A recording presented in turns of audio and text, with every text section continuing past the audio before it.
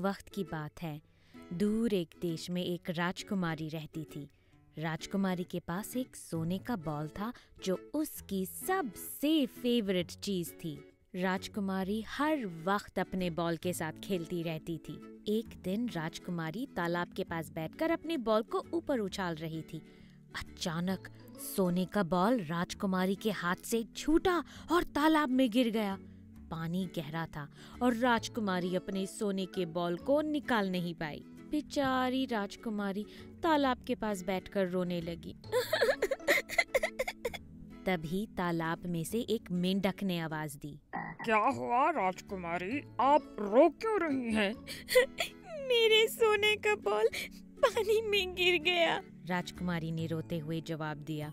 मैं आपका बॉल निकाल सकता हूँ, मेंढक ने कहा, लेकिन उसके बदले में आप मुझे क्या दोगी?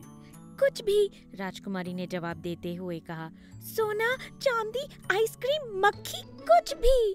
मुझे उन चीजों की जरूरत नहीं है, मेंढक ने कहा, लेकिन आपको प्रॉमिस करना होगा कि आप मुझे अपने साथ महल ले जाएंगी, अपने पास ही रखेंगी, अपने प्लेट में से खाना खिलाएंगी और अपने तकिए पर ही सुलाएंगी। हाँ हाँ हाँ, राजकुमारी खुश होकर कहने लगी, तुम्हारी बात सर आंखों पर। अब प्लीज मेरे सोने का बॉल निकाल लाओ। मेंढक फुदक कर तालाब की गहराइयों में गया और फिचक कर सोने का बॉल निकालकर राजकुमारी को दे दिया। राजकुमारी खुश होकर बॉल उठाई और भागते हुए महल चली गई। रात को जब राजकुमारी अपने परिवार के साथ बैठकर खाना खा रही थी, तब बाहर से एक आवाज आई। राजकुमारी दरवाजा खोल दो, हरियो अपना वादा याद करो। ओ, मैं मेंढक बाहर बैठा हूँ, तुम्हारे साथ खाना खाऊंगा, तकिए पर भी सोऊंगा। ये बाहर कौन गाना गा रहा है? राजा ने पूछा। वो एक मेंढक है पिताजी, राजकुमारी ने जवाब देते हुए कहा। मैंने उसे बॉल निकालने के बदले में वादा किया था कि वो मेरे साथ ही रहेगा। जो वादा किया है वो निभाना पड़ेगा, राजा ने हुक्म किया। तो मेंढक को महल के अंदर लाया गया। मुझे अपने प्लेट से खाना खिलाओ राजकुमारी, मेंढक ने कहा। राजकुमारी ने झिझकते हुए, नाक सिकोड़ते हुए मेंढक को खाना खिलाया। खाने के बाद मेंढक ने कहा, मुझे नींद आ रही है राजकुमारी, मुझे अपने बिस्तर में ले चलो और अपने तकिए पर सोने दो। राजकुमारी को वैसा ही करना पड़ा, वादा जो किया था। ऐसा 3 दिन और 3 रातें होता रहा।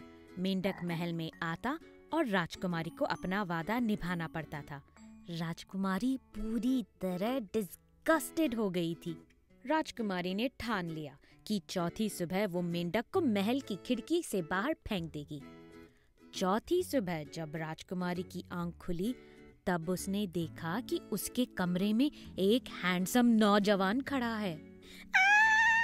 राजकुमारी चौंक कर चीखी, कौन हो तुम और मेरे कमरे में क्या कर रहे हो?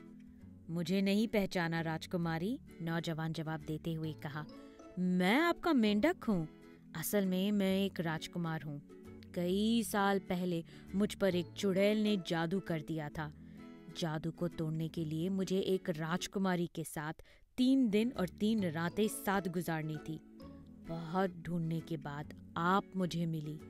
अगर आप नहीं होती तो मैं मेंढक का मेंढक ही रह जाता। मेंढक राजकुमार की बात सुनकर और उसकी खूबसूरती को देखकर राजकुमारी को उससे प्यार हो गया। मेंढक राजकुमार को भी राजकुमारी से प्यार हो गया। दोनों की शादी धूमधाम से हुई और दोनों ने अपनी सारी जिंदगी खुशी खुशी साथ बिताई।